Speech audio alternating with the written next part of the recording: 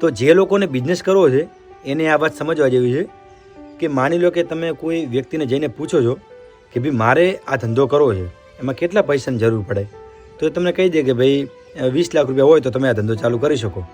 તો તમે આડાવડા કરશો, કોઈ લોકો જોડેથી વ્યાજે પૈસા લેશો કે બેંકમાંથી લોન લઈ અને 20 લાખ રૂપિયા ભેગા કરી અને 20 લાખનો માલ લાવી અને ધંધા ઉપર બેસી જશો, તો શું એ ધંધો ચાલુ રાખશે?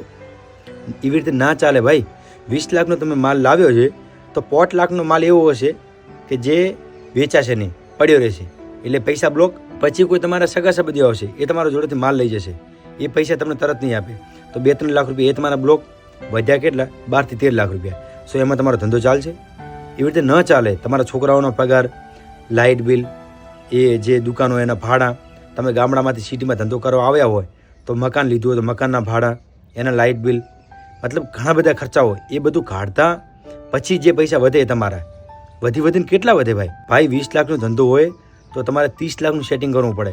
કારણ કે જો એ 20 લાખમાંથી 10 લાખ બ્લોક થાય તો બીજા જે તમારા બેકઅપમાં જે 10 લાખ પડ્યા છે એનો તમે માલ લાવી અને રોટેશન ફેરવી શકો.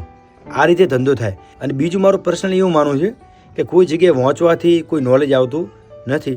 તમારે ત્યાં આગળ ભોગ આપવો પડે. ત્યાં આગળ તમે ભોગ આપેલો છે, ત્યાં આગળ નોકરી કરેલી છે, તો તમને આઈડિયા આવે કે એ વિસ્તારમાં ગ્રાહક સૌથી વધારે કઈ વસ્તુની માંગ કરે છે. તો એ વસ્તુ તમારે વધારે લાવો. માની લો કે કોઈ 100 મોડેલના 100 કવર લાવ્યા તમે, તો તમે જો એમાં કામ કરેલું હોય તો તમને ખ્યાલ હોય કે કયા મોડેલ આવવાની જરૂર છે. તમે કામ ના કરેલું હોય, તમે નવા હોય, તો તમને જે વેપારી પકડાવે તમે પકડી લેશો, તો એમાંથી 60-70% કવર તો તમારો વેસ્ટ જવાના. તો સરેરાશ તો તમને નુકસાન આવશે. તમે કમાશો ક્યારે? કે જ્યારે એમાં તમને એક્સપિરિયન્સ હોય.